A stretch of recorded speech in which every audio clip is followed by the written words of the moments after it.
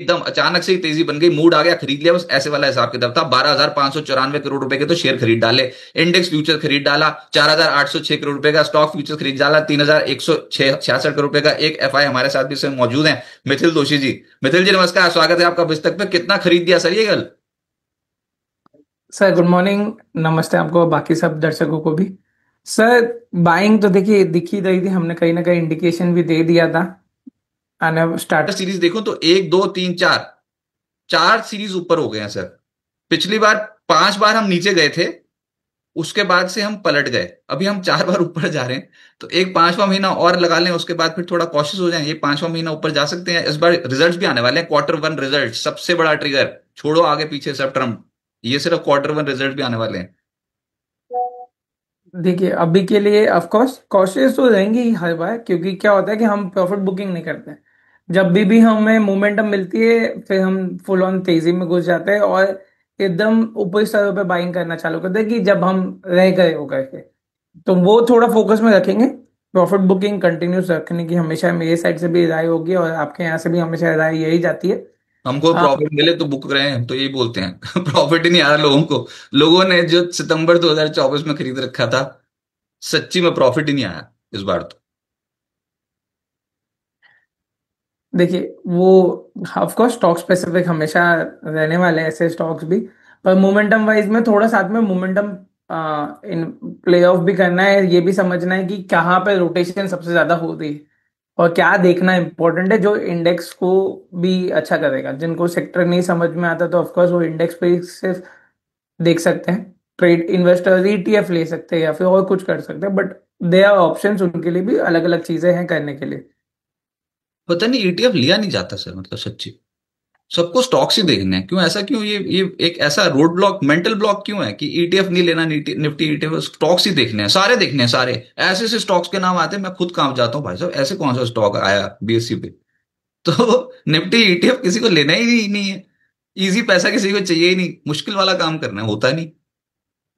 वो उनको शॉर्ट देखिए बताते हैं सब लॉन्ग टर्म के लिए, बट करना शॉर्ट टर्म ही है कि हाँ, अगर दिन में 20% बढ़ गया तो क्या खराबी है। वैसे ही सबके रूट्स होते हैं, तो वो ऑब्जेक्टिव अलग है उनका। ऐसी सोच नहीं आ सकती कि 20% चढ़ने के पीछे, मतलब आप सोचो, जो कंपनी 3 महीने 1 साल काम करने के बाद पैसा कमाए, उसकी इतनी अर्निंग्स हो जाए, तब जाके उसका स्टॉक कोई 20-30% चढ़े। अगर वो 1 मिनट में चढ़ गया 20-30%, 20% जो भी सर्किट लगना उसमें, तो हो गया उसका पूरे साल का भाई। पता नहीं उसके बाद ही क्यों दिखता है सबको कि भैया अभी खरीदना चाहिए, अभी खरीदना चाहिए, अब यहां से चढ़ना शुरू हो जाएगा। अरे भैया ये बहुत, इतना आसान नहीं है। सबकी अपनी अपनी साइंस है, और बहुत अ, आप बस वैल्यूएशंस देखो, वैल्यूएशन सब थोड़े इन लेवल्स पे आके थोड़ा सा स्ट्रेच डेफिनेटली नजर आता है। जो चीज आप 22,000 के स्तर पे देख रहे थे, वो आप 25-500 के स्तर पे देख रहे हो, तो डेफिनेटली स्ट्रेच हो। ट्रेंड ऊपर का है, ठीक है, बहुत अपॉर्चुनिटीज मिल जाएंगी, और स्टॉक स्पेसिफिक तो मिलेंगी ही मिलेंगी, क्योंकि मिड कैप्स तो भी चले ही नहीं। तो फिर मिड कैप्स में ज्यादा मिल जाएगी प्रोबेबिलिटी, लेकिन फिर वही है, कोई ब्रोकिंग हाउसेज आके बोल जाएगा हम मिड कैप महंगा हो गया, महंगा हो गया, वहीं से कांपना शुरू कर देंगे। अच्छा, उसमें अभी के हिसाब से सब कुछ सेटअप ठीक है, डरने घबराने की जरूरत नहीं है। ऊपरी स्तरों पे आज थोड़ा सा अगर प्रॉफिट बुकिंग आ भी गई वीक एंड के चलते, जो कि अभी प्रोबेबिलिटी तो दिखाई दी नहीं मेरे को, तो उसमें एक्यूमुलेट करने का मौका है, बस यही बोलना चाहते हैं सर। कौन से स्टॉक्स रडार पर रखें? मतलब आपने कुछ वो दो कुछ पिछले दिनों में मेरे को ना, आप ये कर रहे हो व्हाट्सएप, और ऐसे ऐसे चित्र बना के देख रहे हो, ये सारे स्टॉक्स आपने बताए थे, कब बताए थे बताना। देखिए ग्लेनमार्क कल के दिन पे हमारा टारगेट अचीव हुआ। ग्लेनमार्क हमने हमारे स्टॉक एंड डेटा में कवर किया हुआ था, जो मैं आपके साथ हमेशा शेयर भी करता हूँ। अरे बाप रे, हाँ। ये आपने बताया था? यस। तो इसलिए मैं आपको व्यूअर्स ने सुना ही नहीं होगा। मैंने ही नहीं सुना, तो कैसे बता रही कितना सीरियसली बताया था, मतलब कहां पर बताया था? सर देखिए ग्लेनमार्क हमने 1534-35 पे की दिया हुआ था। हम्म। एक अच्छा खासा फॉर्मेशंस बने हुए थे वहां पे, हमने साथ में राइटअप पे लिखा हुआ भी था और सिंपल लैंग्वेज में लिखा था कि अगर कोई लेमैन पढ़ता भी है तो भी इजीली लगे, समझ में आए। ये तो तो ओवरऑल वहां पे हमने था 1530 के आसपास आई थिंक सो दिया हुआ था मैंने।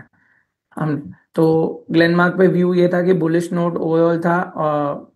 यहाँ पे हमें इनवर्स एक राउंडिंग फॉर्मेशंस भी दिखी थी, प्लस एक बड़ी ट्रेंड लाइन ब्रेकआउट भी दिखी थी कप एंड हैंडल के बाद। और वहां से हमने एक्सपेक्ट किया था कि 1600 और 1740 के लेवल्स हो सकते हैं जो कल के दिन में अचीव हुए हैं। कल फिर हमने एक नया स्टॉक जो आपको फॉरवर्ड किया था वो था हिंद कॉपर। उसमें ऑलरेडी अच्छी खासी कल के दिन में ही मोमेंटम आने आती हुई दिखी है हमें।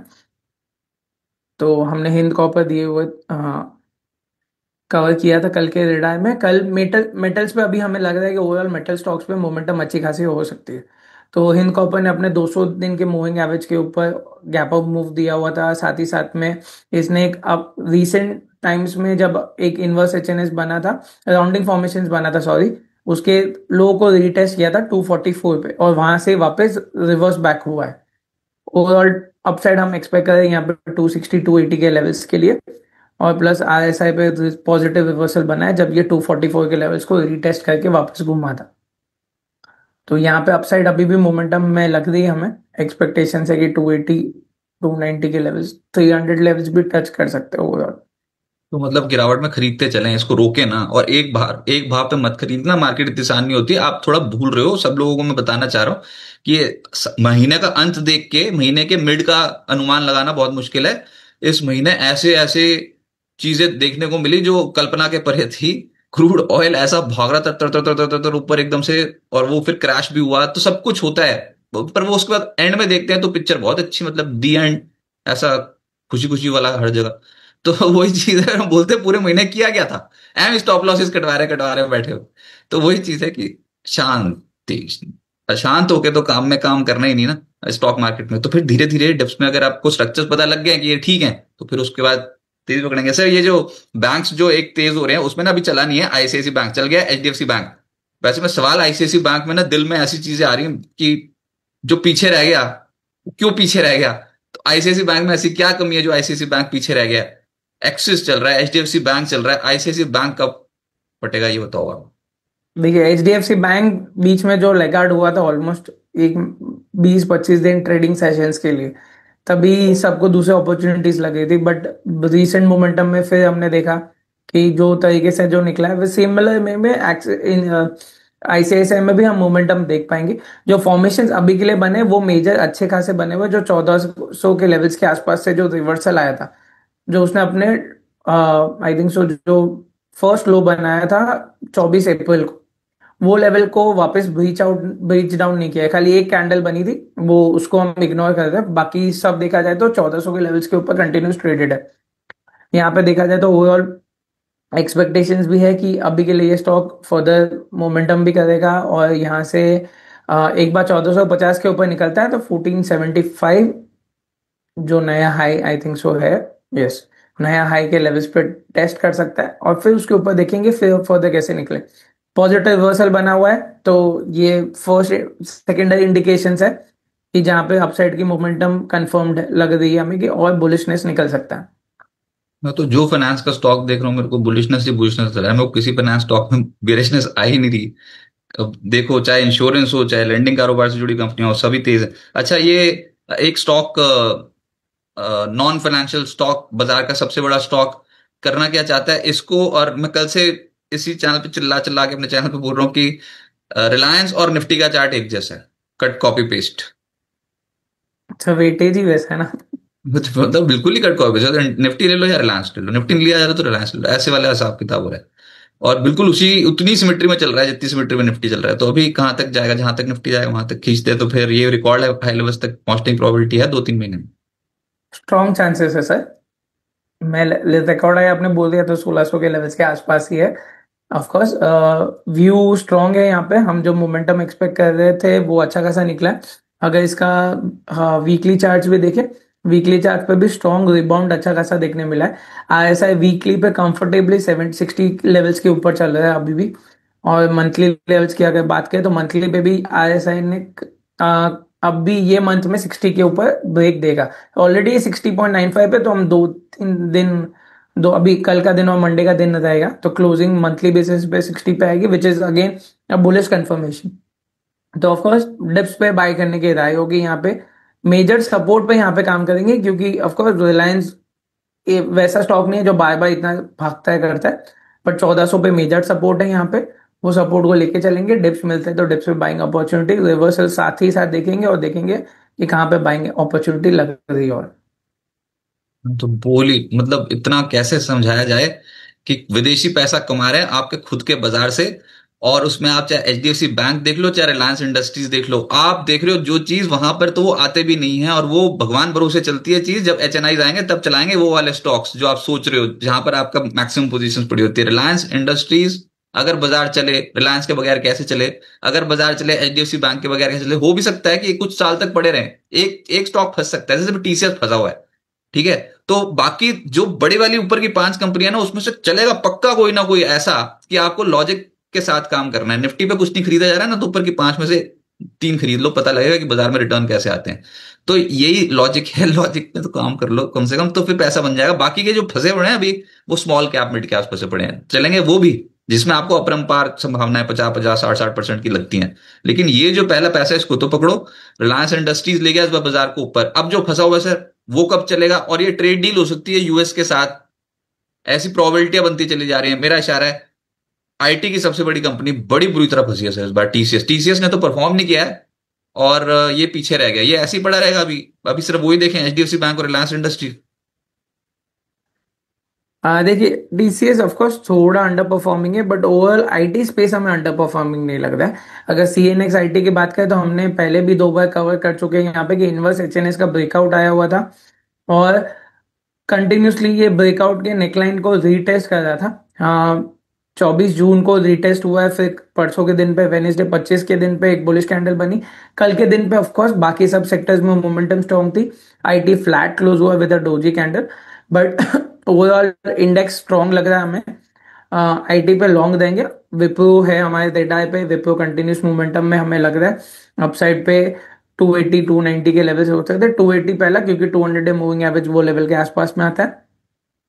टीसीएस पे अगर बात करें तो टीसीएस पे हम अभी के लिए भी देखा जाए तो 3400 सॉरी 3350 60 का एक लेवल है जहां से वो बाय बाय सपोर्ट ले रहा है। खाली ये देखना है कि थोड़ा सिंगुलैरिटी के हिसाब से कि मोमेंटम और थोड़ा स्ट्रॉन्ग मिल जाए, एक अच्छी खासी मोमेंटम मिले तो हमें कंफर्मेशन मिल सकती है। एक छोटी ब्रेकआउट आ सकती है 35 15 20 के लेवल्स के ऊपर, फिर एक इनिशियल कंफर्मेशन मिलेगा हमें यहाँ से। तो सर फटाफट से ना सवाल जवाब के सिलसिले शुरू करते हैं। स्टॉक्स तो भी रह गए हुए हैं, बहुत सारे स्टॉक्स के ऊपर बात करनी है। पहले लेते हैं सवाल। ओके,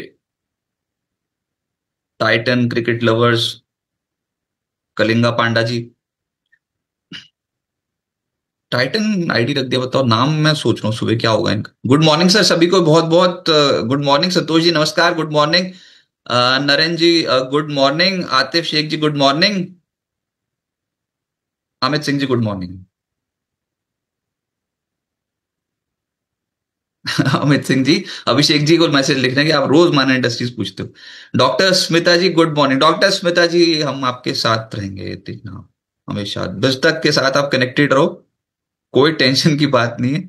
सर एक बात बताओ, जब कोई अगर पोर्टफोलियो फंस जाता है तो आप उसमें क्या करते हो? मतलब कि पता भी है कि पोर्टफोलियो अभी नहीं चलेगा, तो क्या यही सलाह दें क्लाइंट को कि रखे रखे रखे रखे, या फिर शिफ्ट कर लें? बहुत समय से है पोर्टफोलियो, और पोर्टफोलियो है बहुत बड़ा।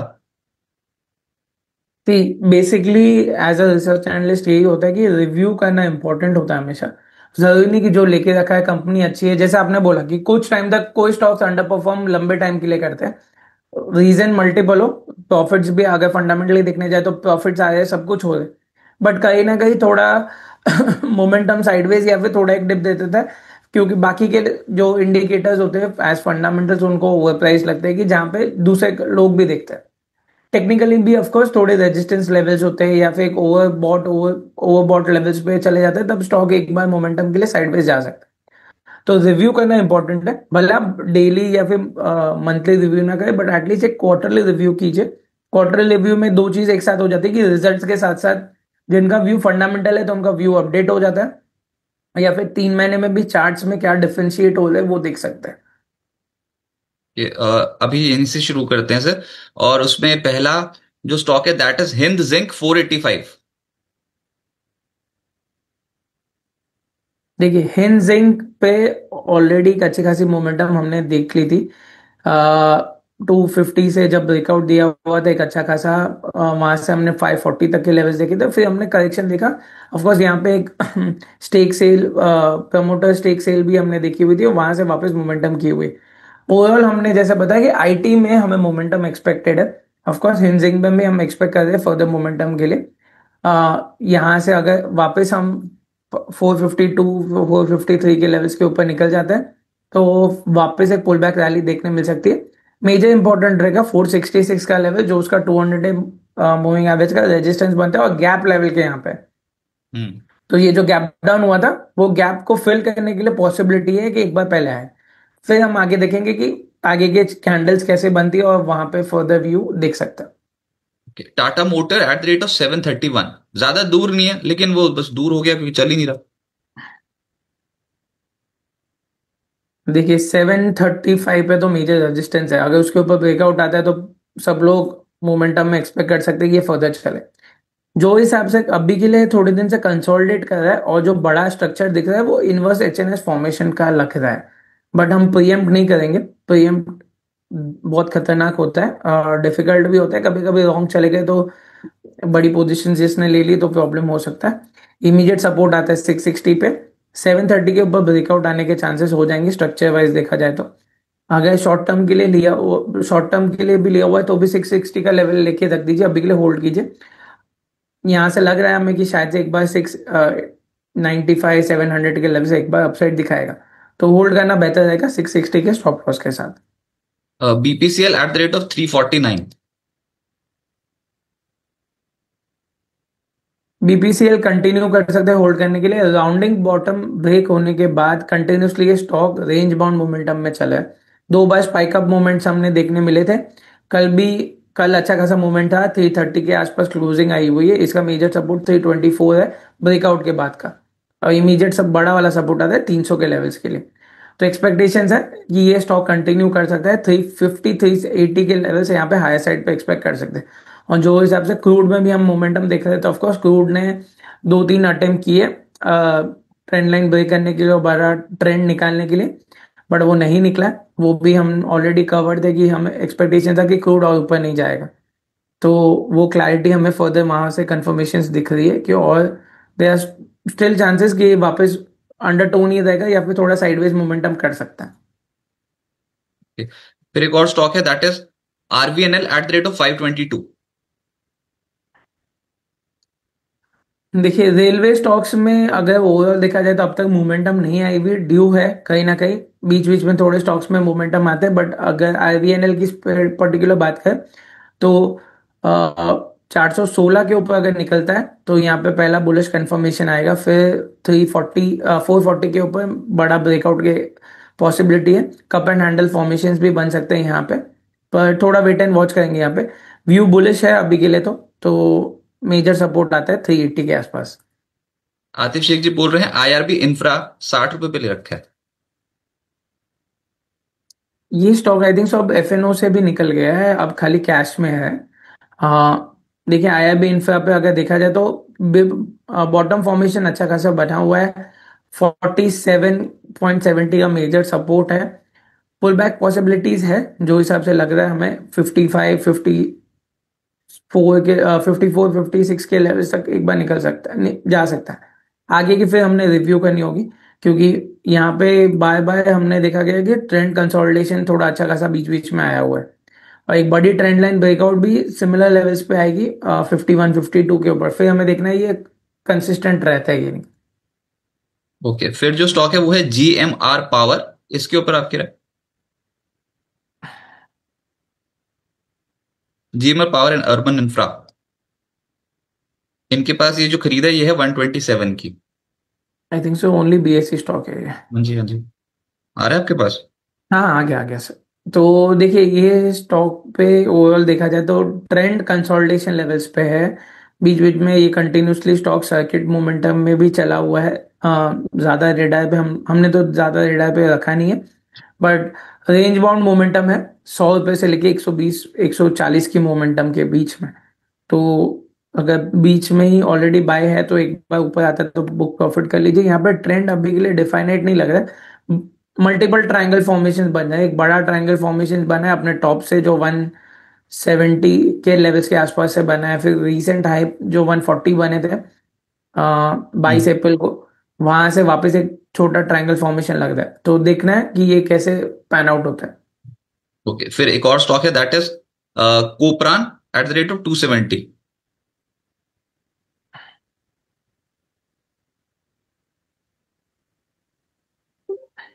देखिए अंडरटोन तो वीक है यहाँ पे, बेस फॉर्मेशन लग बन भी बनने के चांसेस है, अच्छा खासा कंसोलिडेशन हम देख रहे हैं। अगर वीकली पे भी बात करें तो कूपन, आई थिंक सो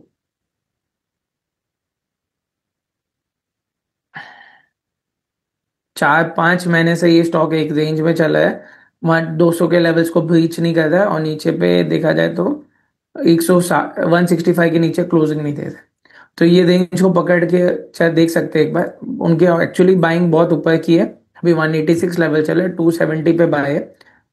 अगर ये इनिशियली को अभी भी 210 के ऊपर क्लोजिंग आती है, रीसेंट टाइम फ्रेम्स में आगे आती है और कंटिन्यू होल्ड करता है थोड़े दिन, तो बाइंग एक बार देख सकते हैं। 220 पे इसका 200 दिन का मूविंग एवरेज का रेजिस्टेंस भी।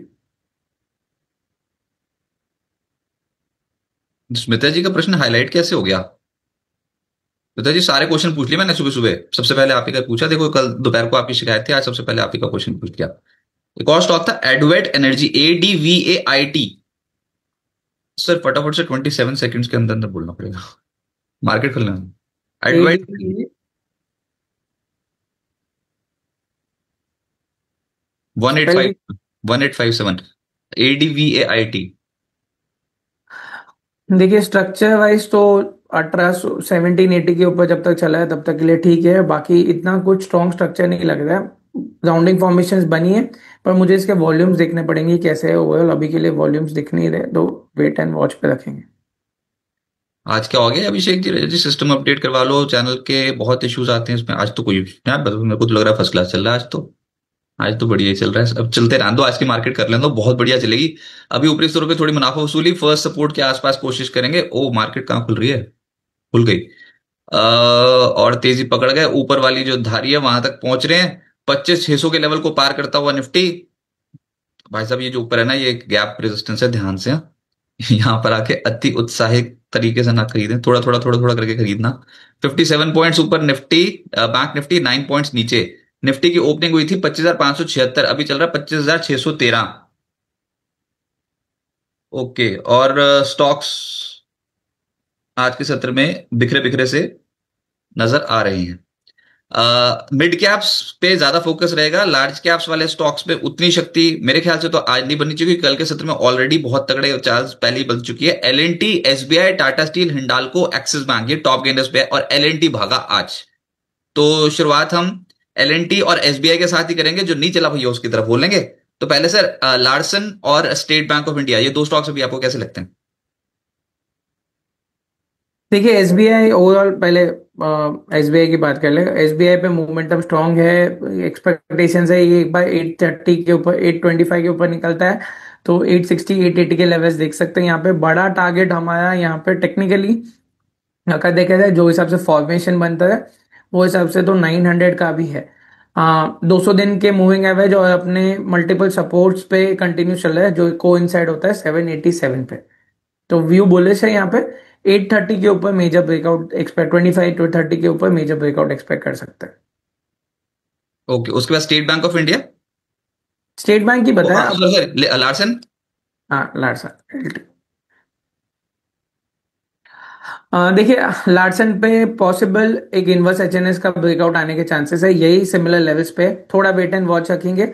अगर 3720 के ऊपर निकल जाता है तो फिर हम आगे ब्रेकआउट, और ये हमारे रेडार पे आ जाएगा बाइंग मोमेंटम के लिए। सर टाटा स्टील कैसा लग रहा है? 162। और अभिषेक जी वो मेरी गलती नहीं है, वो जो सिस्टम है ना ये ट्रेडिंग व्यू वाला, ये चलता है धीरे ओपनिंग में।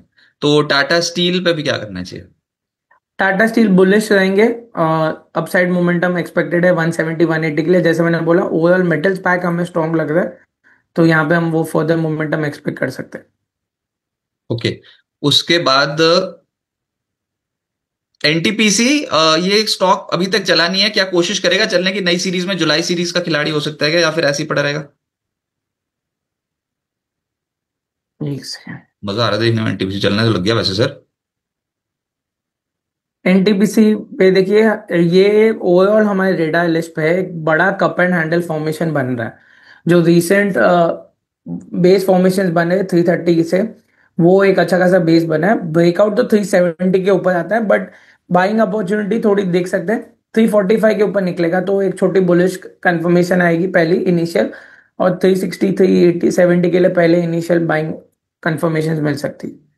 वो बाजार पे दबाव कौन डाल रहा है? HDFC bank. हो गया कि पार्टी ओवर। एचडीएफसी बैंक नीचे, टाटा स्टील बहुत गजब का मूव दिखा रहा है भाई साहब। ये तो आज के दिन तो शेर बना हुआ है। अच्छा, एचडीएफसी बैंक, इस पे भी क्या गए?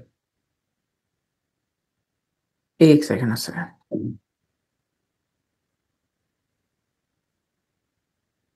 आपके भी सिस्टम धीरे चल रहा है ना अभी? नहीं नहीं, मैं साथ ही साथ अपडेट्स भी तो देने होते हैं, वो भी दे हाँ रहा था। हाँ, सर सर सर। हाँ देखिए, ऑफ कोर्स थोड़ी प्रॉफिट बुकिंग आज के दिन में देखने मिली है, बट ओवरऑल देखा जाए तो अपने कंसोलिडेशन से ब्रेकआउट के ऊपर निकला हुआ है। तो बाइंग मोमेंटम कंटिन्यूड है, बाय ऑन डिप्स रहेगा ये स्टॉक। इमीडिएट अगर सपोर्ट की बात करें तो एचडीएफसी पे वापस 1950 का सपोर्ट आता है। हम बड़ा ही सपोर्ट गिनेंगे यहाँ पे, छोटे सपोर्ट्स नहीं लेंगे। पर ट्रेंड बुलिश है, वॉल्यूम के साथ कल अच्छा खासा कंसोलिडेशन ब्रेकआउट भी मिला था। तो कंटिन्यू बाइंग मोमेंटम एक्सपेक्ट कर सकते हैं डिप्स के साथ साथ।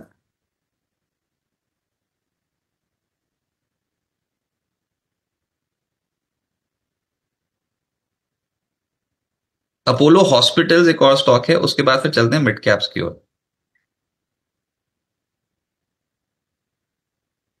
ये स्टॉक सर बाइंग मोमेंटम में है। हमारे रेडार लिस्ट पे भी है, हम खाली वेट कर रहे हैं 70 to 30 के लेवल्स को निकालने के लिए। अपसाइड पे 7400 और 7500 के लेवल्स एक्सपेक्ट कर सकते हैं। ऑल टाइम हाई लेवल मतलब? एल हो गया, अपोलो हॉस्पिटल, टाटा स्टील हो गया, एसबीआई हो गया। बढ़िया हो गया, ये प्रोग्रामिंग यहां तक निफ्टी की थी। अब चलते हैं मिड कैप्स की ओर। पहले देखते हैं वायदा में क्या चल रहा है। एजम्पशन मेरी यही थी, वायदा में मिड कैप वाले ज्यादा तेज चलेंगे। तो उसमें सबसे तेज जो ऊपर जा रहा है वो है टोरेंट फार्मा। इसको क्या हुआ है? एक बार देखना सर, टोरेंट फार्मा का स्टॉक कैसा लगा।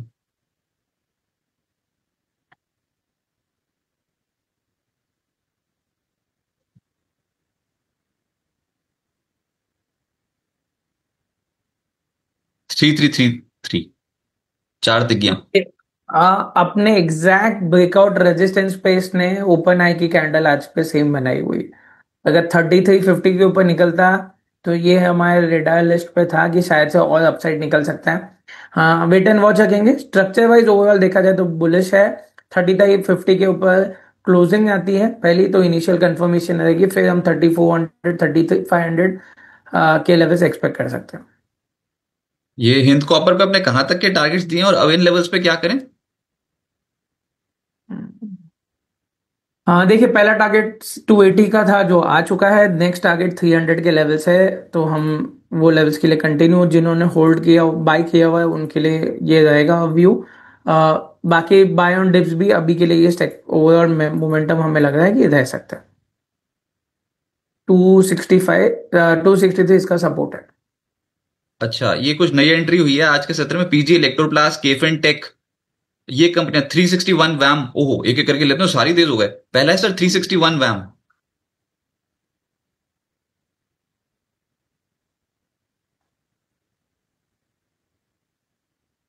देखिए, ये स्टॉक ओवरऑल देखा जाए तो gradual up higher top higher bottom formation बनाया है। इतना कुछ बड़े फटाफट तेजी में बहुत कम दिन होते हैं जब एक साथ फटाफट निकलता है, वरना ये ग्रेजुअली अच्छे खासे फॉर्मेशंस के साथ निकला है जब से इसने अपने 200 डे मूविंग एवरेज के ऊपर ब्रेक दिया है। जो इसका एक inverse head and shoulder pattern का नेकलाइन भी है, तो सिमिलर लेवल्स के साथ स्ट्रॉन्ग निकला हुआ था ये तभी। 1050 इसका सब तभी का नेकलाइन, और अभी भी 200 डे मूविंग एवरेज वही लेवल्स पे। यहाँ पे अभी इंपॉर्टेंट रहेगा, अगर डिप्स मिलती है तो बाइंग अपॉर्चुनिटी अच्छी है। इमीडिएट डिप के सपोर्ट आते हैं 1030 1010 पे, 1130 1100 1110 के लेवल्स पे। अपसाइड पे 1200 के ऊपर अगर निकलता है तो फर्दर बुलिशनेस देख सकते हैं 1300 रुपए के लिए। और फिर है केफिन टेक, ये स्टॉक अभी आपको कैसा लग रहा है? देखिए, स्टॉक ओवरऑल बुलिश है। एक्सपेक्टेशंस है कि 1400 के लेवल्स के ऊपर एक बार निकलने की, अब मोमेंटम देने के स्ट्रॉन्ग चांसेस लगते हैं। 1400 के ऊपर निकलता है तो 1500 1600 के लेवल्स अपसाइड एक्सपेक्ट कर सकते हैं। इमीडिएट सपोर्ट आता है इसका 1260 के आसपास।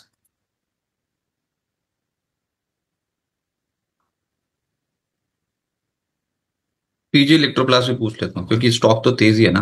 पीजी इलेक्ट्रोप्लास नया एंट्रेंट है एफएनओ में।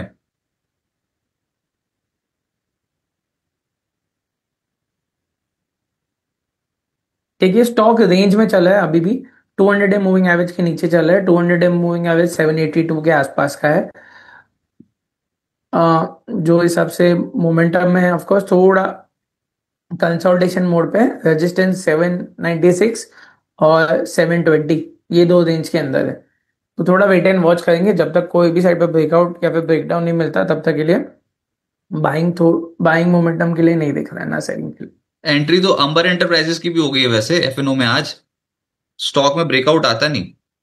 आज देखूं कैसा लग रहा है, एक बार देख तो सही ओपनिंग कैसी हुई है अंबर एंटरप्राइजेस। नहीं हो रहा एक है। सेकंड। चढ़ेगा क्या ये स्टॉक?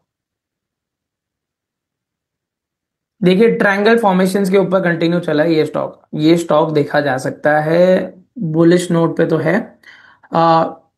इमीडिएट सपोर्ट इसका आता है 6665 के लेवल्स पे, तो करीबन करीबन 200 रुपये है। बट अगर लास्ट 4 दिन से हम देखें तो ग्रेजुअल मोमेंटम के साथ निकले।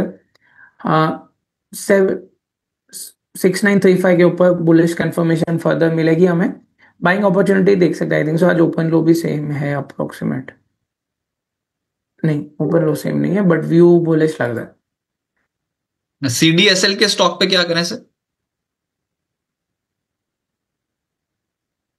व्यू बुलिश है सर। हाँ, 1800 के ऊपर निकल जाता है तो वापस हायर लेवल्स पे उसके जो पुराने हाइस तक रिक्लेम करने के स्ट्रॉन्ग चांसेस है, 1900 2000 के लेवल्स।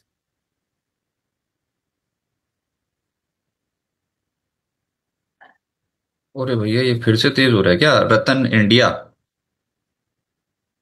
ये ना खतरनाक सा स्टॉक है सर। इसके टेक्निकल आप एनालिसिस करके बता दो। आरटीएन इंडिया के नाम से आएगा।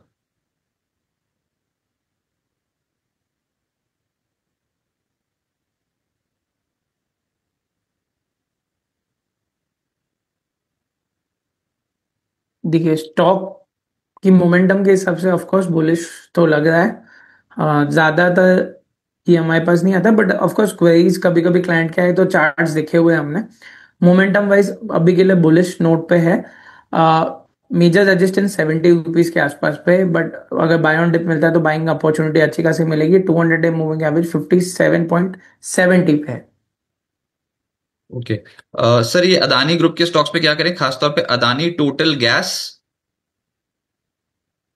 और दूसरा भी तो था अभी एक और अदानी का स्टॉक, अब नहीं आ रहा तो मेरे लिए। आप अदानी टोटल गैस ही बता दो। देखिए स्टॉक अभी के लिए तो जो हिसाब से बार बार अपने लोअर लेवल से बुलिश बाइंग दिख रही है तो ऑफकोर्स देखा जा सकता है। 660 का लेवल है करंटली। अपसाइड पे एक बार एक्सपेक्ट कर सकते हैं ये स्टॉक शायद से 720 740 के लेवल तक जा सकता है, पर सपोर्ट 600 पे ही है। तो अगर डिप्स मिलती है तो ज्यादा बेहतर रिस्क रिवॉर्ड मिलेगा।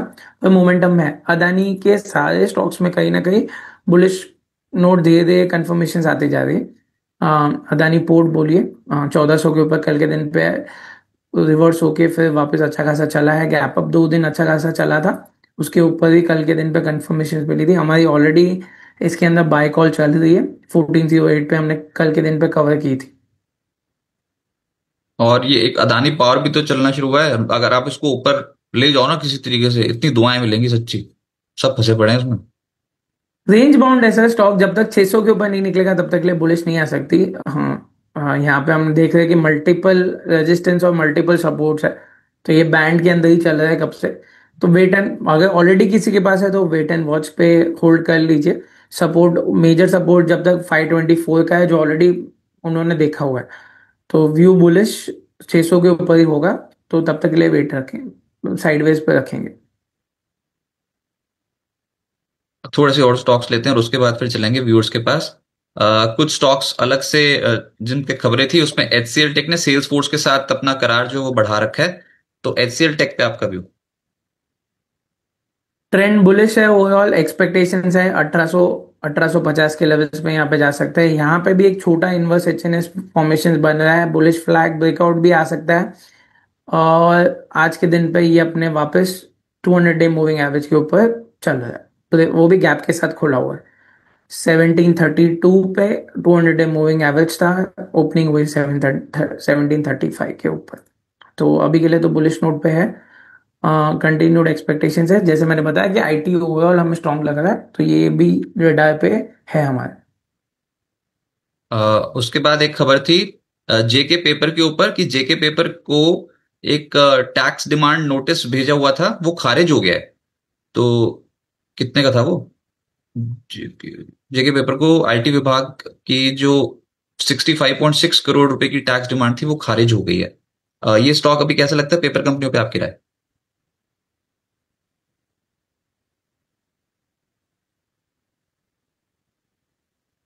देखिए स्टॉक ओवरऑल कंसोलिडेशन मोड पे है, मुझे नहीं लगा इतना न्यूज से कुछ इफेक्ट होने के चांसेस है, बट व्यू कंसोलिडेशन पे लो टॉप लो बॉटम बन रहा था, अब रिसेंटली में एक एंड हुआ है, बट इम्पोर्टेंट रहेगा वापस 390 के ऊपर अगर निकलता है तो सेकेंडरी कंफर्मेशन आ सकता है। और बेस फॉर्मेशन भी दिखी था यहाँ पे, तो थोड़ा वेट एंड वॉच रखेंगे, ब्रेकआउट के ऊपर बाइंग देख सकते हैं 400 के ऊपर। ओके। उसके बाद है एल एंड टी फाइनेंस। इन्होंने एनसीडीज के जरिए रकम जुटा रखी है और जो रकम जुटाई है वो है 225 करोड़ रुपए। एल एंड टी फाइनेंस पे आपके राय? कल के दिन पे ऑलरेडी इसने अपने ऑल टाइम हाई लेवल्स को टेस्ट किया था, आज भी किया हुआ है ऑफ कोर्स। व्यू बुलिश है, बाय ऑन डिप्स पे देखेंगे, बट अभी ये स्टॉक को करंट लेवल्स पे नहीं देखेंगे। 190 के लेवल्स पे अगर मिलता है तो अच्छा है, मेजर सपोर्ट फिर 180 का आता है, तो बाय ऑन डिप्स पे ये स्टॉक को देखेंगे। करंट लेवल पे बाइंग अपॉर्चुनिटी नहीं लग रही है हमें, थोड़ी प्रॉफिट बुकिंग भी लग रही है, तो थोड़ा वेट एंड वॉच पे रखेंगे। और अगर ऑलरेडी किसी का बाय है तो एक बार प्रॉफिट बुक करना मेरे साइड से रिकमेंडेशन आएगी। और एचएएल पे क्या करें? एचएएल FY 25 के लिए अंतरिम डिविडेंड की, सॉरी, FY 25 के लिए फाइनल डिविडेंड की घोषणा आज कर सकता है। एचएएल पे आपके राय? हिंदुस्तान एरोनॉटिक्स।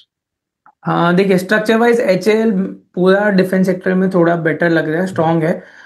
कंसोलिडेशन के साथ साथ अभी रिसेंट मूव में अच्छा खासा थोड़ा सा एक डिप देके वापस रिवर्स हुआ है, पर मेजर सपोर्ट आता है 4690 के आसपास पे, जो उसका ओवरऑल ब्रेकआउट जोन था, और वहां पे वो वापस रीटेस्ट नहीं हुआ है, बट ऑफकोर्स लो थोड़ा ही लेवल बचे थे। कल परसों के दिन पे इसका लो बना था 4785 का, और 4690 का एक सपोर्ट है जो है वो। तो ऑफकोर्स व्यू बुलिश रहेगा, बाय ऑन डिप्स की रणनीति रहेगी। ये लेवल्स को सपोर्ट को लेके चलेंगे, अगर डाउन साइड अगर डिप मिलती है तो अच्छा रिस्क रिवॉर्ड बन सकता है। वापस फिर 5150 5250 के लेवल्स एक्सपेक्ट कर सकते हैं। केन्स टेक्नोलॉजी ने एक सब्सिडरी बनाई है, केन्स स्पेस टेक्नोलॉजी के नाम से। केन्स पे आपके राय? देखिए ये स्टॉक अच्छे खासे मोमेंटम के बाद थोड़ा स्लगिश मोड पे चला गया है, तो जब तक ये स्लगिश मोड निकलता नहीं है तब तक के लिए थोड़ा अवॉइड मोड या फिर साइडवेज मोड पे है। 6000 पे मेजर रेजिस्टेंस है, अगर 6000 के ऊपर निकलता है तो फिर हम वापस देख सकते हैं। नीचे पे सपोर्ट 4x5 लेवल के आसपास पे है। ओके। और एक स्टॉक है महिंद्रा लाइफस्पेस। उन्होंने मुंबई में मुलुंड में वहां कोई बहुत ज्यादा रीडेवलपमेंट प्रोजेक्ट्स चल रहे हैं जो उन्होंने बोली जीती है मुलुंड वेस्ट में। जीडीपी बताई जा रही है, क्रॉस डेवलपमेंट वैल्यू बताई जा रही है 1250 करोड़ रुपए की। महिंद्रा लाइफ स्पेस पे आपकी राय? हाँ देखिए नीचे से अगर देखा जाए तो एक अच्छी खासी higher top higher bottom formation हम बनते हुए ये स्टॉक में दिख रहे हैं। मुंबई अगर रीडेवलपमेंट फेज की बात करें तो ओवरऑल मुंबई ही रीडेवलपमेंट हो रहा है, अगर डेटा देखेंगे तो बहुत स्ट्रॉन्ग नंबर्स के साथ रीडेवलपमेंट प्रोजेक्ट चल रहे हैं। तो इम्पोर्टेंट रहेगा यहाँ पे एक छोटा इनिशियल ब्रेकआउट तो ये स्टॉक ने दे दिया। 200 डे मूविंग एवरेज 382 पे आता है, 382 के ऊपर निकलता है तो फिर देख सकते हैं एक बार 400 430 440 के लेवल्स यहाँ पे। एंड हो गया। ये सारे स्टॉक्स थे जो आज न्यूज फ्लो में थे। और मार्केट पे तो अभी मूड माहौल ठीक ठाक देखने को मिल रहा है, कोई बहुत ऐसे तोड़ू फोड़ू चीजें नहीं देखने को मिल रही। 7 पॉइंट्स ऊपर है निफ्टी और सेंसेक्स 1 पॉइंट नीचे है। स्टॉक स्पेसिफिक बोला था जाएंगे, स्टॉक स्पेसिफिक चले गए। अपार इंडस्ट्रीज, कितना अपार सा लगता है, ये कब तक चलता चला जाएगा? अपार चलते ही जा रहा है, रुक ही नहीं रहा है। मतलब कभी कभी तो ऐसा होता है ना कि एक दिन चले, 2 दिन चले, उसके बाद फिर एक रेंज में चले जाए। यहां पर ये दिखाता हूँ आपको, ये यारली है कि डेली है? ये वीकली है। ये वाला स्टॉक देखो अब दिखा। ये अब इतना साफ सुथरा ब्रेकआउट जिसपे शक ना हो, कैसे हो सकता है? जिनके पास बाइंग कैपेसिटी अच्छी खासी है और बाइंग करना है तो ये स्टॉक को देख सकते हैं। ब्रेकआउट कल के दिन पे ही आया हुआ है, ऑफ कोर्स, तो बाय ऑन डिप्स पे रणनीति होगी। बट ऑलरेडी किसी के पास होल्ड है तो मेरा व्यू ये रहेगा यहाँ पे कि होल्ड करके रख लीजिए। आपका इमीडिएट सपोर्ट इसका 200 डे मूविंग एवरेज आता है 8,200 पे। और अपसाइड के टारगेट्स जो दिख रहे हैं मुझे अभी के लिए वो 9,500, 10,300 के लेवल्स है। होल्ड करना चाहिए। होल्ड करना चाहिए, अगर किसी के पास ऑलरेडी बाय है होल्ड करना चाहिए। फ्रेश बाय किसी को करना चाहिए, करना है तो बाय ऑन डिप्स की राय होगी। चलती गाड़ी में ज्यादा ना चढ़े तो अच्छा है। कंसोलिडेशन के बाद अच्छा खासा निकला है, तो राउंडिंग फॉर्मेशन भी निकली हुई है, तो बाइंग अपॉर्चुनिटी है यहाँ पे। अच्छा, एक बस नोवामा वेल्थ और बता दीजिए, उसके बाद व्यूअर्स के पास चलते हैं। All time high I think sir test किया है। नहीं नहीं, इतना ऊपर थोड़ी जाएगा ये। Yes sir. ओ ओ भाई साहब, ये क्या हो गया सर? ये वेल्थ मैनेजमेंट वाले तो कमाल ही कर रहे हैं सर, इतना पैसा होता है वेल्थ मैनेजमेंट में सच्ची? सर जो पोर्टफोलियो खुद बराबर नहीं देख पाते उनके पास दूसरे बिजनेस ऑब्जेक्टिव्स होते हैं ना, कि पीएमएस कर दिया, एआईएफ कर दिया, दूसरे वेल्थ प्रोडक्ट्स कर दिए। तो फाइनेंशियल अपने सेगमेंट में बहुत सारे प्रोडक्ट्स है। और बहुत मेजर पैसा। फोकस नोवामा का तो ऑफ कोर्स यही है। तो देखना, ओवरऑल देखा जाए तो नोवामा ट्रेंड में तो बुलिश ही है। अब बट करना फ्रेश चाहिए। बाइंग यहाँ पे नहीं, मैं अवॉइड करने बोलूंगा। ऑलरेडी जिनकी बाय है वो कंटिन्यू कीजिए, रैली को एंजॉय कीजिए। 7,600 इसका मेजर सपोर्ट आता है। व्यूअर्स के पास चलते हैं, वो पूछना चाहते हैं आपसे सवाल, उनके पास डायरेक्टली उनके क्वेश्चंस की ओर चलते हैं। जीतू कुमार जी बोल रहे हैं, your view on Exide industries.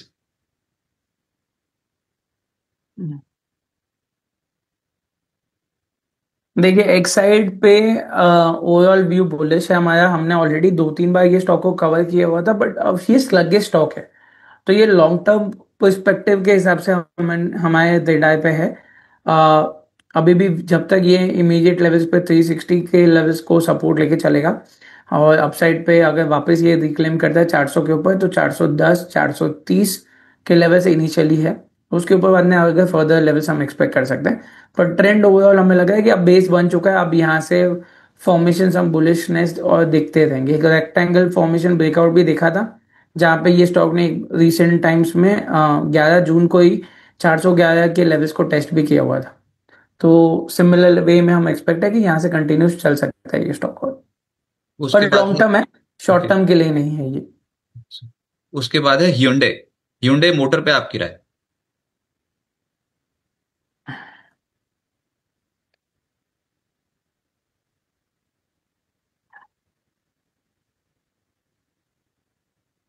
मौका है कि धोखा? मौका ही लग रहा है, खरीद ले क्या?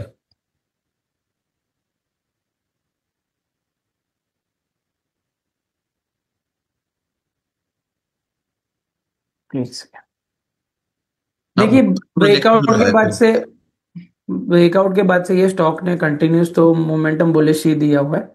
अच्छी खासी रैली हमने देखने मिली थी जबकि जब से ये 1970 के लेवल्स के ऊपर निकला था। तो अब कंटिन्यूस लास्ट 5 दिन से तो ये स्टॉक बाय मोड पे था। लास्ट 2 दिन से ये थोड़ा स्लगिश चल रहा है, तो बाय ऑन डिप्स रहेंगी ये स्टॉक पे। इमीडिएट लेवल्स पे दो 1990 का सपोर्ट है। ओके, उसके बाद है इन्फोसिस। ये स्टॉक चलेगा? अब वो ट्रेड डील भी होने वाली है हम आई। वेट कर रहे हैं 1650 के लेवल्स को ब्रेक करने के लिए, और 1650 के ऊपर हमारे यहाँ से बाय रिकमेंडेशन जाएगी। मैं रेडार वॉच पे ये ऑलरेडी स्टॉक, और आपको तभी नोट भी आ जाएगी स्टॉक इन रेडार में। ऐसा ऐसा क्या, कौन सा, कैसे, मतलब कौन सा लेवल होता है वो जिसके देखिए ऊपर कंसोलिडेशन में आप अगर 1650 पे लेवल लगाएंगे और एक हॉरिजॉन्टल लाइन लगाएंगे, तो देखिए आपको दिख जाएगा कि कंटिन्यूस मोमेंटम में ये बाय बाय रेजिस्टेंस ले रहा था। हम्म। तो ऑफ कोर्स जब ऐसे 5-6 बार जब रेजिस्टेंस को स्टॉक लेता है उसके ऊपर निकलता है, तो थोड़ा हाई कन्विक्शन मोड में आ जाता है ये स्टॉक। और तो आपको मैं यहाँ पे से 2-4 लाइन फिर वैसे ही मिल जाएगी he has given a break above rounding formation and also resembles like a cup and handle formation. वो सही बात है। अभी मतलब रुके, थोड़ा सा इंतजार करें, हो सकता है कि ऊपर निकलने की प्रोबेबिलिटी यस, स्ट्रांग, तो वेट। ब्रेकआउट के ऊपर देखेंगे सर, अभी के लिए प्रीएम्प्ट नहीं करेंगे हम, कभी भी कोई भी टेक्निकल स्टॉक्स पे ब्रेकआउट के पहले प्रीएम्प्ट नहीं करते हम, साथ ही साथ में दूसरे और चार चीजें देखते हैं, वॉल्यूम देखते हैं, प्राइस एक्शन के हिसाब से एवरेज प्राइस मोमेंटम में क्या चेंजेस हुआ है वो देखते हैं। तो ये थोड़े चीजें इंपॉर्टेंट रहती है साथ ही साथ, तो वो देखना इंपॉर्टेंट हो जाता है। अच्छा, फिर एक स्टॉक है थॉमस कुक, इस स्टॉक पे आपकी राय?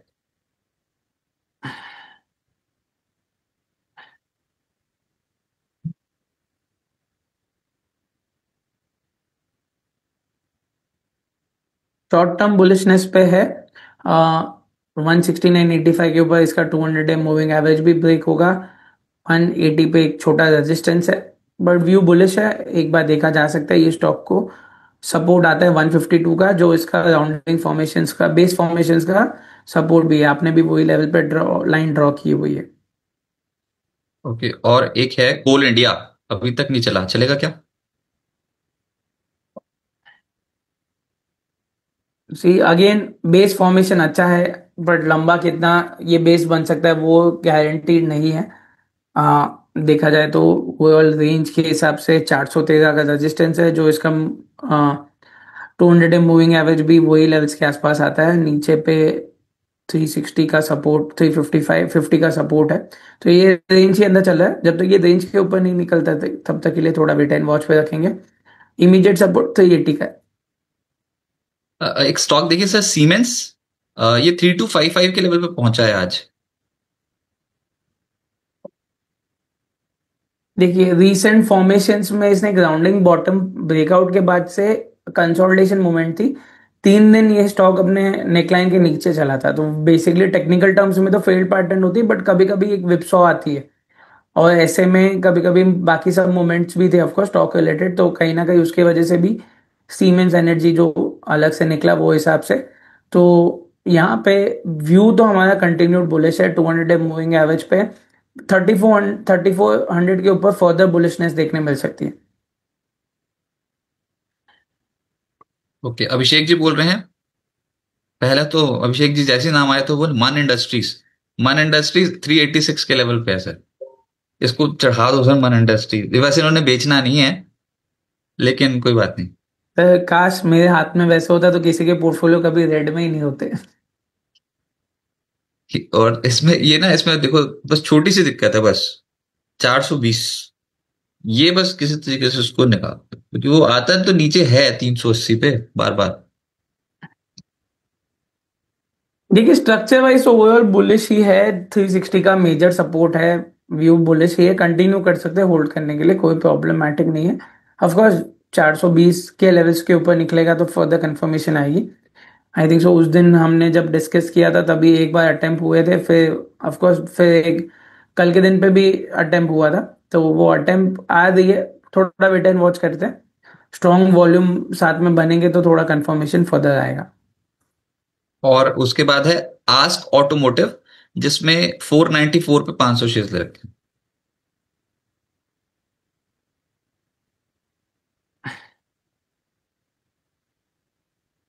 ट्रेंड तो सर बुलिश है यहाँ पे आस्क ऑटोमोटिव पे, वॉल्यूम वाइज देखा जाए तो थोड़ा कम वॉल्यूम है, हम लोग जो बेसिक वॉल्यूम रिटायर देखते हैं वो हिसाब से, बट ऑफकोर्स बुलिश नोट पे है।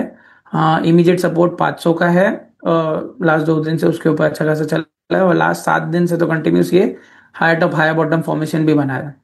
490 पे बाय किया हुआ है, तो रिसेंट टाइम फ्रेम्स में ही बाय होगा मोस्टली, तो या फिर पहले का हो सकता है। एक बार आज के दिन देखते हैं, वेट एंड वॉच पे रखते हैं, अगर क्लोजिंग डे लो के आसपास हो गई तो एक बार प्रॉफिट बुकिंग करने की राय होगी या फिर एग्जिट करने की राय होगी, फिर वापस बाय ऑन डिप्स ऑफकोर्स देख सकते हैं ये स्टॉक।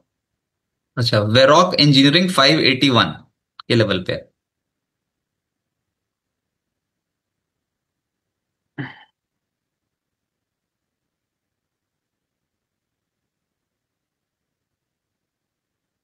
कंसोलिडेशन ब्रेकआउट तो हमने रिसेंट टाइम्स में देखा हुआ है 565 के ऊपर, इमीडिएट रेजिस्टेंस 600 के ऊपर है। तो थोड़ा वेट एंड वॉच रखेंगे, 600 के ऊपर निकलता है तो बाद में फर्दर कंफर्मेशन मिलेगा, ऑलरेडी बाय है तो होल्ड कर सकते हैं। उसके बाद है सर आर के फोर्जिंग्स एट 379।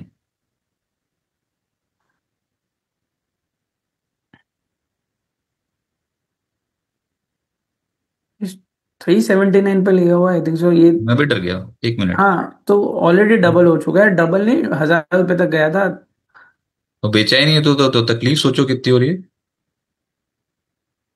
प्रॉफिट बुकिंग से नहीं करेंगे तो यही कहीं ना कहीं इशू आ सकता है, कि क्या होता है कि बाय बाय टारगेट्स पूछेंगे, फिर बढ़ते जाएगा, तो 3 टाइम्स ऑलरेडी अगर स्टॉक हो गया होगा तो एक बार तो प्रॉफिट एक बार बुकिंग। उन्होंने ना हमसे ये पूछ लिया था वो कार्ड का टारगेट गलती से।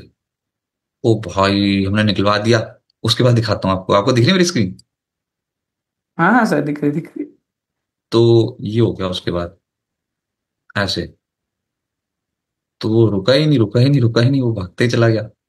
और ये अगर वीकली चार्ट पे देखो ना तो इस तरीके का परफॉर्मेंस है। वो कार्ड था कौन सा था? अरे अभिषेक जी कौन सा, हाँ ये तो वो कार्ड ही तो था, देखो कैसे कैसे मतलब है पूरा यू क्या। Formation sir, yes. नीचे जो गया था तो जाते जाते तो निकलवा दिया। थोड़ा सा ऊपर आया उसके बाद तो भाई साहब कहाँ का कहाँ पहुंच गया। तो ये होता है स्टॉक मार्केट में, ये नहीं है कि कंपनी कब टर्न अराउंड मार दे। वो पकड़ पाना बहुत मुश्किल, बस ट्रेंड के साथ रह लो, उसके साथ ही बस बच पाओगे, नहीं तो फिर सारे प्रोबेबिलिटियां लगा के देख लो, कुछ नहीं होने वाला। अभी आरके फोर्जिंग तो होल्ड है अभी, है ना, अभी तो शुरू ही हुआ है। अच्छा, ये गोविंद त्रिपाठी जी, केफिन टेक के ऊपर तुमने बात कर ली, Ujjivan small finance bank please ये वाला लेवल ये बता दीजिए, उज्जीवन स्मॉल फाइनेंस बैंक।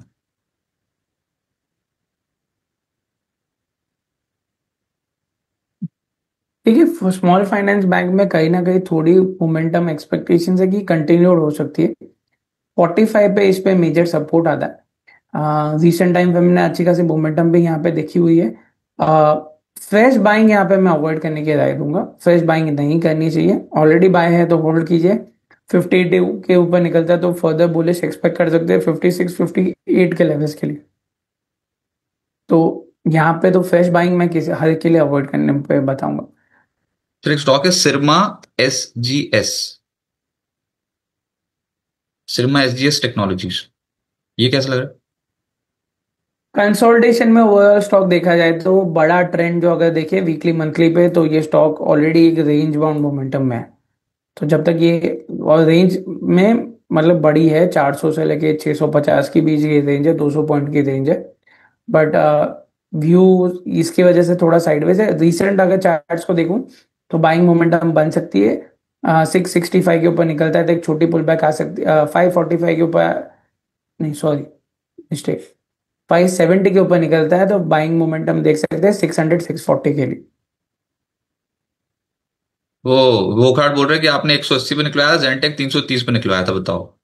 हमने नाम ही नहीं सुना था उस समय जेनटेक वेंटेक, और जेनटेक ऐसा फंसा रहता था, आपको ना इसका इतिहास नहीं पता भाई साहब, ये तो अभी देख के पता लग रहा है ना जेनटेक ऐसे करता है। वो पहले वाले जमाने का जेनटेक और अब के जमाने का जेनटेक में तो बहुत ही जमाने ही बदल गया, अब तो एक दूसरे से भिड़े पड़े हैं, मतलब अब तो ये सब चलते हैं, तोपें और ड्रोन और ये सब एयरक्राफ्ट। पहले ऐसा नहीं था जेनटेक पहले तो बिल्कुल ही थकाऊ। चलो अब तो निकल गया, अब क्या करें। अच्छा उसके बाद फिर टाटा पावर पे व्यू बता दीजिए सर, शिवम भार्गव जी बोल रहे हैं।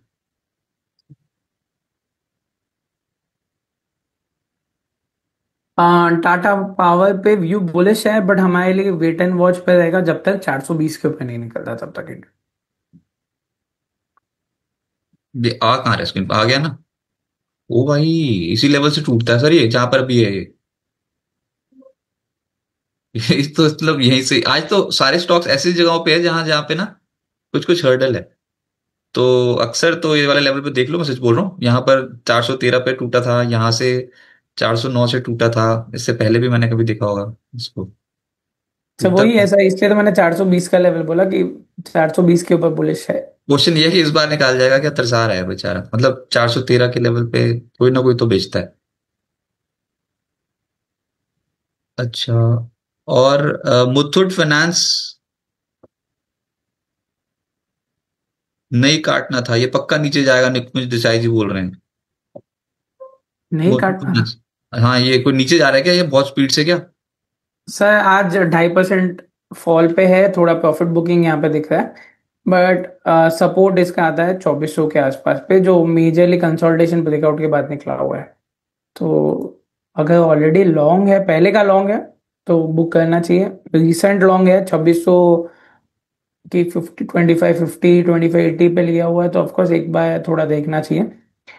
2500 के लेवल को अपना ट्रेलिंग स्टॉप लॉस या फिर स्टॉप लॉस रख के रख लीजिए। हाँ वो तो तेजी वाला है ना, लेकिन वो मंदी करने वालों के लिए है क्या अपॉर्चुनिटी? मुथूट बहुत स्ट्रॉन्ग स्ट्रेच के बाद टूटने की कगार 2500 के नीचे मंदी एक बार थोड़ा देख सकते हैं। ओवरऑल स्ट्रक्चर तो बाय ऑन डिप्स का है, तो वो हिसाब से ऑफकोर्स शॉर्ट टर्म के लिए एफएनओ वालों के लिए ठीक है, 2500 के नीचे अगर ब्रेक करता है तो एक शॉर्ट पोजीशन देख सकते हैं। ओके, आखिरी सवाल ले लेते हैं सर, उसमें है ये आखिरी में भी चार हैं। अनिल अनेरी जी बोल रहे हैं सर फटाफट से लेंगे, ये है केएसएल यानी कि कल्याणी स्टील।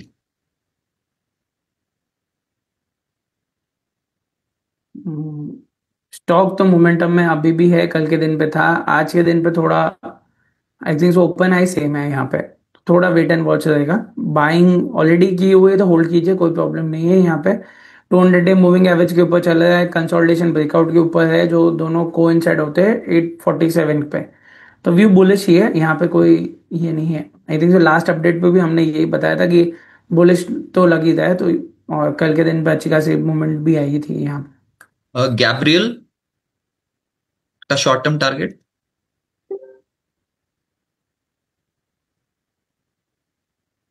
गैब्रियल पे इंपॉर्टेंट है 680 को ब्रेक करना हायर साइड पे। नेगेटिव डाइवर्जेंस एक बना हुआ है, तो थोड़ा वेट करते हैं, अगर ये लेवल से वापस ब्रेक डाउन करता है तो वापस एक डबल टॉप फॉर्मेशन बन सकता है। बट जो हिसाब से लास्ट 3 दिन की रैली है वहां पे थोड़ा नहीं लग रहा है कि वैसे टॉप बनेगा, बट 680 के ऊपर फर्दर बुलिश कंफर्मेशन आएगी, क्लोजिंग आना चाहिए। ओके, फिर है फर्स्ट क्राई। कल के दिन पे ही यहाँ पे अच्छी खासी मोमेंटम हमने देखने मिली थी, आई थिंक सो ये 20% अप था शायद से। सो यहाँ पे इम्पोर्टेंट रहेगा अपने मेजर रेजिस्टेंस को 420 के ऊपर क्लोजिंग आना। मल्टीपल सपोर्ट से कल घुमा था, बट अनयूजुअल वॉल्यूम था, वॉल्यूम कंफर्मेशन नहीं था तो इसलिए हमारे रेडार पे नहीं आया था। पर 420 के ऊपर अगर निकलता है तो बेस फॉर्मेशन बन के निकलेगा, फिर हम आगे फर्दर मोमेंटम एक्सपेक्ट कर सकते हैं। और उसके बाद है वेल्सपन कॉक का शॉर्ट टर्म टारगेट।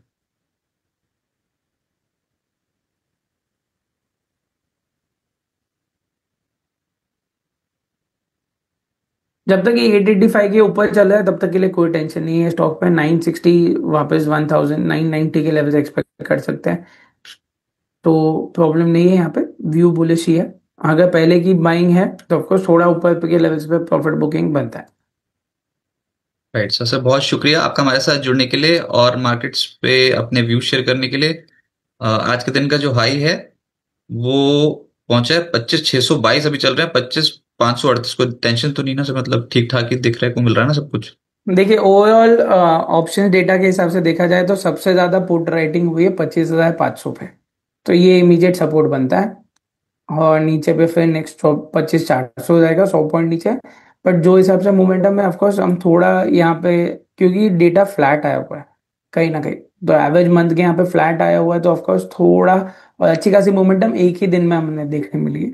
तो बाय ऑन डिप्स की रणनीति रहेगी यहाँ पे, आज के दिन पे 25,500 मेजर सपोर्ट रहेगा। अपसाइड पे 25,600 के ऊपर वापस निकलता है तो ऑफकोर्स हम फर्दर एक्सपेक्टेशंस कर सकते हैं मोमेंटम के लिए। बट बीइंग अ फ्राइडे थोड़ा डल या फिर रेंज बाउंड मूवमेंट एक्सपेक्टेशंस है। सर, सर बहुत शुक्रिया आपका हमारे साथ जुड़ने के लिए। Thank you so much. फिलहाल इस शो से इतना है, 1 बजे दोबारा जुड़ेंगे बिज स्टॉक्स में, 3:30 बजे मार्केट का रिकैप, अगले दिन की तैयारी। और वीडियोस आप जरूर देखिए वीडियो सेक्शन में जाके शुरू से आखिर तक, क्योंकि उसमें डिटेल नहीं, मतलब बहुत ही समराइज तरीके से बताई जाती हैं सारी की सारी खबरें जो स्टॉक मार्केट पे आ रखी होती हैं दिन भर की। तो वीडियो सेक्शन में तमाम वीडियोस देख डालिए, बहुत ही छोटे छोटे वीडियोस होते हैं, उनसे आपको बहुत मदद मिलेगी। फिलहाल 25,550 के लेवल पे निफ्टी को छोड़े जा रहे हैं, बहुत बड़ी तेजी इंडेक्स पे नहीं है, स्टॉक स्पेसिफिक मूवमेंट भरपूर देखने को मिल रही है। नमस्कार।